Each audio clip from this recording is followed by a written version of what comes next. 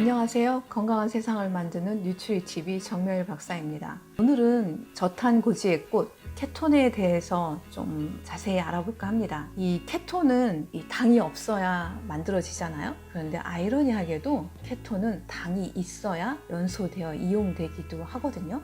이 케톤의 역설에 대해서 오늘 같이 알아보도록 하시죠. 먼저 한 사례부터 보도록 할게요. 이 자료는 키토제닉 카페에 꽃보다 그녀님이 올린 글에서 허락을 받고 발췌를 했습니다. 이분께서 아침 공복 상태에서 혈당과 혈액 케톤을 측정을 했습니다. 3월 4일은 공복 혈당 80, 혈액 케톤 2점, 아주 좋은 수치가 떴습니다. 굉장히 뿌듯하셨을 것 같아요. 내 몸이 지방을 에너지로 쓰고 있구나, 체지방이 감량되고 있구나 생각하실 수 있었으니까요. 그런데 그 다음 날이 문제였어요. 그 다음 날 측정을 해봤더니 공복 혈당 67, 혈당이 많이 낮아졌죠. 케톤은 너무 높아서 이 기기로는 측정할 수가 없어서 하이로 떴습니다. 왜 이렇게 케톤이 높게 측정되었을까요? 이분께서 전날 드신 식사를 한번 보기로 해요. 27시간 단식 후에 아침 겸 점심으로 방탄커피 한 잔, 오후 4시에 커피 한 잔을 마셨어요. 그리고 저녁으로 샐러드에 올리브 오일 뿌려서 드셨고요. 스테이크 조금, 쌀국수에서 면은 빼고 숙주랑 버섯을 드셨대요. 전체적으로 식사량이 많지가 않아요. 그리고 탄수식품은 야채 외에는 포함되어 있지가 않습니다. 무탄 고지방식을 하신 것이죠. 그렇다면 케톤이 이렇게 높게 뜬 이유가 뭘까요? 케톤이 너무 많이 만들어져서 그런 걸까요? 아니면 이용이 안 돼서 그런 걸까요? 혈당 낮은 것과 어떤 관련이 있는 걸까요? 만약에 케톤이 왕성하게 만들어져서 이런 결과가 나온 것이라면 엄청 활력이 왕성하고 피곤함이 없어야 하는데, 사실 이런 저혈당에 케톤 수치가 치솟는 사람들 보면 오히려 반대예요. 굉장히 피곤해하고 힘들어 하시죠. 그래서 결론부터 말씀드리면, 이렇게 저혈당의 케톤 수치가 치솟는 이유는 혈당이 낮아서 케톤이 이용이 안 되는 것이에요. 혈당이 이렇게 낮으면 케톤이 이용 안 되는 이유에 대해서 한번 알아보기로 해요. 제가 지난 영상에서 강조했던 점이, 내가 먹은 섭취한 지방이든 체지방이든 이러한 지방이 연소하는 데에는 탄수화물이 보조적으로 도우미로 꼭 필요하다고 말씀을 드렸어요. 이 지방을 연소하는 곳은 우리 몸 전체가 지방을 연소하는 것이 아니라 근육과 심장이 지방을 연소해서 에너지원으로 써요.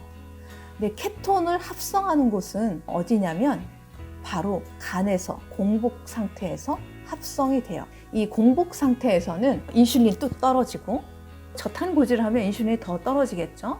그 다음에 반대의 역할을 하는 글루카곤이 굉장히 많이 올라가죠. 이런 상황에서는 체지방이 분해돼서 우리 몸의 에너지원으로 쓰이게 돼요. 이 지방 조직에서 축적되어 있던 체지방이 분해돼서 지방산 형태로 혈류를 타고 간으로 가면, 이 지방산은 아세틸코에까지만 분해돼요. 왜냐하면 공복 상태의 간에는 당이 공급이 안 되기 때문에 옥살로아세텐 수치가 정상 수치를 유지할 수가 없고, 이 옥살로아세트산이 굉장히 낮은 상태로 떨어져요. 그러면 이 지방산 분해에서 유래된 아세틸코에가 이 구연산 회로를 따라 연소되지 못하기 때문에 계속 이 아세틸코에가 올라가고요. 아세틸코에가 너무 높은 수치로 올라가면 그것 자체가 간에 독성으로 작용할 수가 있어요. 그래서 독성이 덜한 케톤으로 전환이 되는 거죠. 이것이 바로 간에서 케톤이 합성되는 원리예요. 즉, 케톤 합성은 간에서 공복 시 당이 없는 조건 하에서 체지방으로부터 만들어져요. 그런데 간이 이렇게 열심히 케톤을 만들었지만 간은 케톤을 이용할 수 있는 시스템이 없기 때문에 간에서 합성된 케톤은 혈류로 빠져나오고 뇌나 근육이나 심장으로 들어가서 이제 이용이 돼요. 이용될 때 이 케톤은 다시 원래의 상태, 아세틸코에로 분해가 되고, 이 아세틸코에는 구연산 회로를 따라 돌면서 연소돼서 에너지 생성을 하게 되는 것이죠. 바로 이 과정이 이제 케톤이 연소돼서 에너지 생성하는 과정이에요. 근데 이 아세틸코에가 구연산 회로를 따라 연소되려면 이 옥살로아세트산이 계속 공급이 되어야 되잖아요.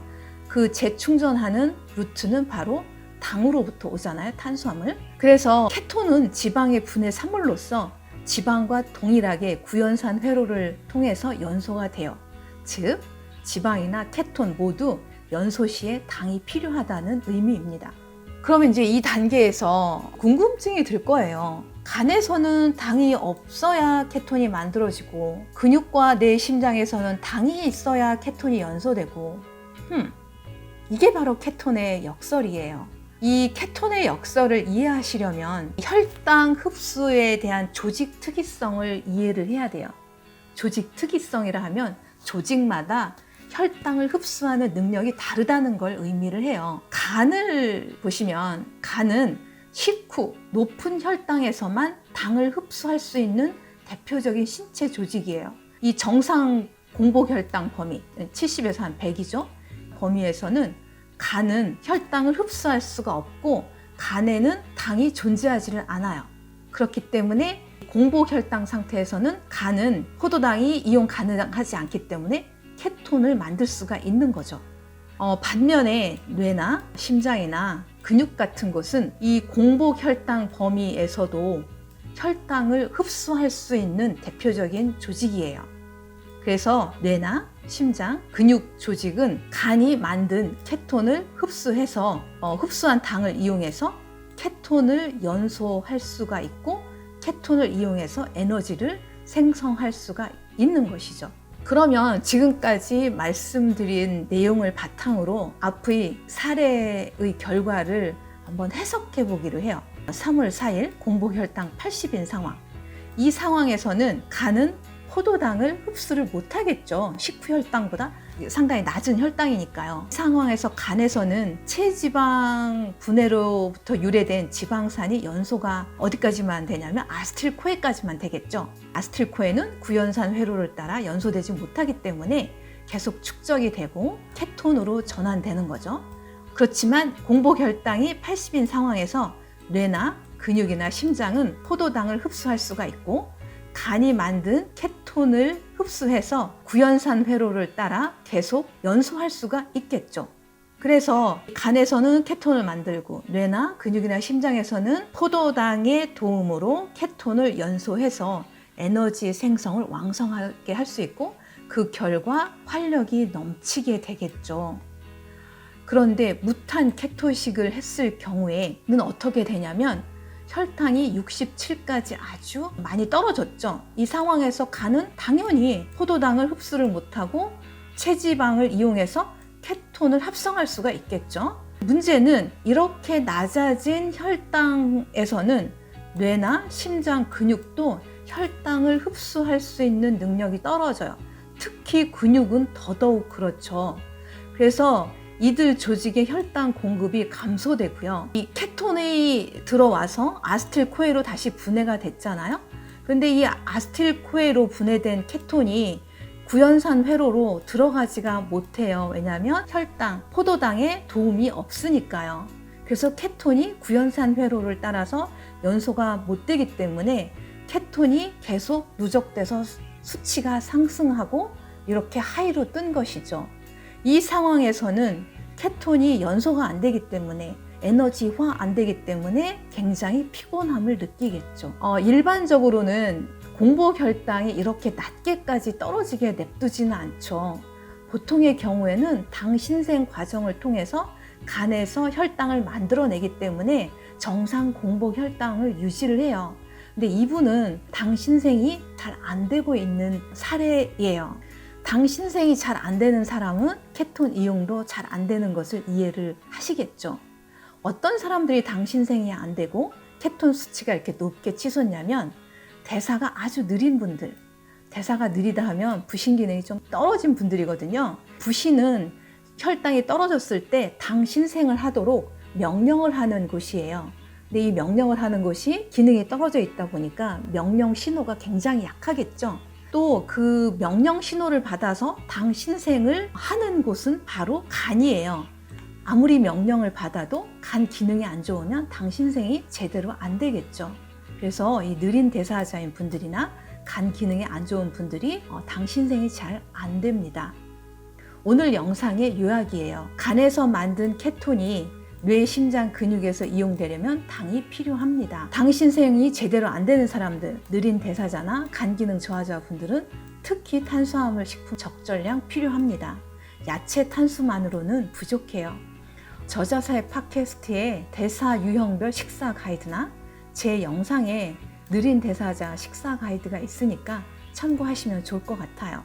사람마다 건강 상태, 기능 상태가 다르니 백인 백키토라는 말이 있듯이 본인 상태에 맞는 저탄고지 식사를 해야 합니다.